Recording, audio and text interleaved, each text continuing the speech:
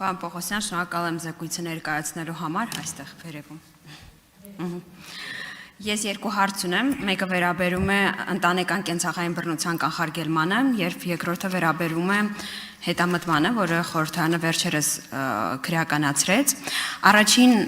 մասով ուզում եմ հասկանալ նախորդ տարվանից, եթե չեմ սխալվում, որովհետև ասեցիք այս տարի 1500 գործ է քննվել, նախորդից 2100-ն են ընտանեկան եւ կենցաղային բռնության դեպքերը, 735 վարույթ կարճվել է, այսինքն ստացվում է ամեն երրորդը, որոնցից 600-ի հիմքը ռեաբիլիտացիոնող է եղել։ Ուզում այս մասին մենք խոսենք եւ քաղաքացիներին ավելի բարձր դառնա ինչի մասին է գնում խոսքը եւ դատարանը ուղարկվել են 400-ը։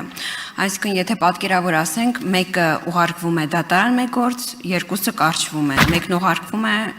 եւ նույն հերթականությամբ։ Ստացվում է, որ առանց այն էլ դժվար բացահայտվող այս հանցագործությունը միշտ չէ, որ բացահայտվում է եւ շատ հաճախ մենք ականատես ենք լինում արդեն սպանության դեպքերի, ինչն ըստիս կանխարգելիչ միջոցառումների պատշաճ կիրառման արդյունքում է տեղի ունենում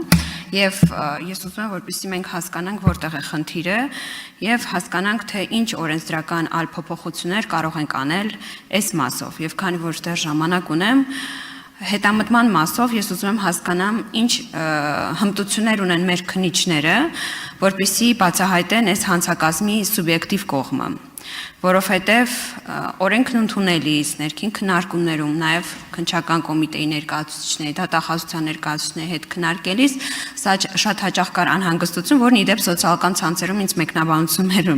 են գրում տղամարդիկ ավելի հաճախ, որ ինչպես է քննիչը կամ դատավորը տարբերակելու սիրահետելը եւ հետամտելը։ Ես կարծում եմ տարբերությունը շատ հստակ է, բայց ուզում եմ հասկանալ արդյոք նման հմտություններ ունեն մեր քննիչները։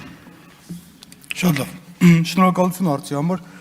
Ես նշեմ, որ վիճակագրական տվյալները, երբ որ ես ներկայացնում եմ, նաև նշեմ, որ բավականին մեծ թվով քրեական վարույթներ ունենք, երբ որ մեղադրական եզրակացությամբ ուղարկվել է դատարան, թվերը արդեն նորից չկրկնեմ, այս մասով եւ չեմ կիսում այն կարծիքը, որ բացահայտման առումով այս կարգի դեպքերով մենք խնդիր ունենք, որովհետեւ փորձը ցույց է տալիս, որ բավականին ակտիվ հենց այդ բռնության զոհերը ըստ էության իրենք են բարձրաձայնում։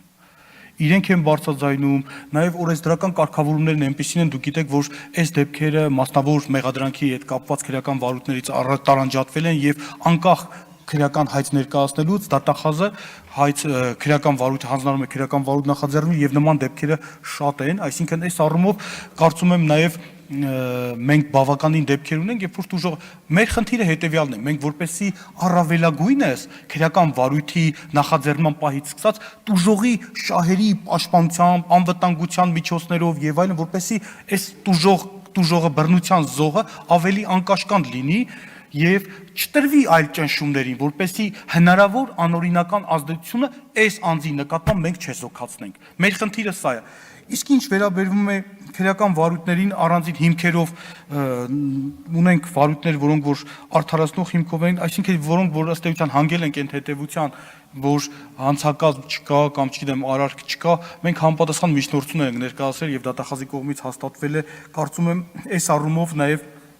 ես վիճակագրություն չեմ ներկայացրել, թե ինչ որոշումների դեմ օրինակ տուժողները համաձայն չեն եղել եւ որոնք են այդ որոշումների, որքան որոշումների դեմ են բողոքներ ներկայացել վերադասության կարգով կամ դատական կարգով, առանձին վիճակագրություն չունեմ, բայց համոզված եմ, որ նաեւ որոշումներ կարող են արկա լինել, որոնք որոշտեյության դատական կարգով բողոքարկվել են, այս վիճակագրությամբ չեմ տիրապետում։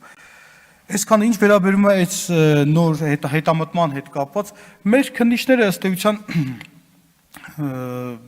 ունենք դորանշանակ քննիչներ, ունենք նաև փորձառու քննիչներ, մենք հիմնականում գործերը բաշխում ենք ըստ համապատասխան փորձառության եւ երբ որ ղեկավարը որոշակի քրեական վարույթը մակագրում է կոնկրետ օրինակ որոշակի քննիչին, անպայման հաշվի է առնում քննիչի մասնագիտական հմտությունները եւ կարողությունները նաեւ կոնկրետ հանցատեսակի առումով։ Մենք փորձում ենք քննիչներին մասնագիտացնենք ըստ հանցատեսակների, ըստ բնագավառների։ Շնորհակալություն։ Արձագանք։ Պարոն Պողոսյան, այնուամենայնիվ ամեն երրորդ դեպքը կարճվում է, ինձ համար սա մնում է 3 դեպքից 2-ը կարճվում է, այո։ Սա ինձ համար մնում է անհանգստացնող թիվ եւ ուզում եմ հասկանամ այդ ռեաբիլիտացնող հիմքը, այսինքն օրինակ կինը դիմել է ոստիկանություն, բռնության, ֆիզիկական, հոգեբանական, հա, տարբեր հիմքեր ունենք սեռական բռնության եւ այսինքն քննվել է եւ 3-ից 2-ը ստացվում է, որ դիմորդը մեղմ ասած չափազանցրել է, ստել է եւ այլն, ես ուզում եմ վստահեցնել, որ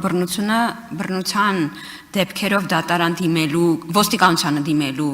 համար բավարար քաջություն է պետք, հաշվի առնելով այն սոցիալական հիմքերը, որոնք առկա են այս բռնության տեսակի ընկալման նկատմամբ եւ ես կարծում եմ, որ մենք այս թիվը պետք է ազդակ մեզ համար այնուամենայնիվ լինի հասկանալու թե ինչա տեղի ունենում իրականում ես կխնդրեի որպեսզի այդ 600 հիմքերից կարողանաք ինձ թեկուզ եթե այս բահին ձեռքի տակ չկա որոնք են այս հիմքերը ինձ գրավոր պատասխանեք որովհետև իսկապես հետաքրքրված եմ ու եւ ուզում եմ հասկանալ ինչ կարող ենք անել որպեսզի մեր քաղաքացիները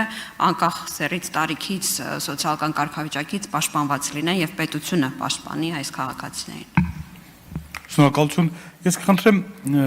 գրավոր հարցում արեք մենք այդ հիմքերի մասով բացվածքով փորձենք այդ մասը տալ որպեսզի հասկանանք յուրաքանչյուր դեպքով ինչի է քնիչը հանգել համապատասխան հետևության բայց մի հատ sense օրինակ մատնանշեմ ես պատահական չշեշտեցի որ նաև դատախազի կողմից սեփական նախաձեռնությամբ երբ որ ըստ էության այս մասնավոր մեղադրանքի ոլորտից դուրս է եկել շատ դեպքերում տեղյակ եմ դեպքեր կան երբ որ դատախազը ինքնուրույն իր նախաձեռնությամբ երբ որ այլ դեպքի հետ կապված հանցագործության վերաբերյալ դեպքով երբ որ վարույթը ուսումնասիրում են նայում է որ օրինակ ամուսինը օրինակ կնոջ նկատմամբ բռնություն է գործադրել օրինակ դատախազը հանձնարարում է որպեսզի վարույթ նախաձեռնի այսինքն ոչ բոլոր դեպքերում գործ ունենք այն դեպքերի հետ երբ որ կինը կամ չգիտեմ եկել եւ դիմել է հաղորդում է ներկայացել իր նկատմամբ գործադրված ենթադրյալ բռնության մասին շնորհակալություն Չմոռանաք հավանել տեսանյութը եւ բաժանորդագրվել Civic AM-ի YouTube-յան էջին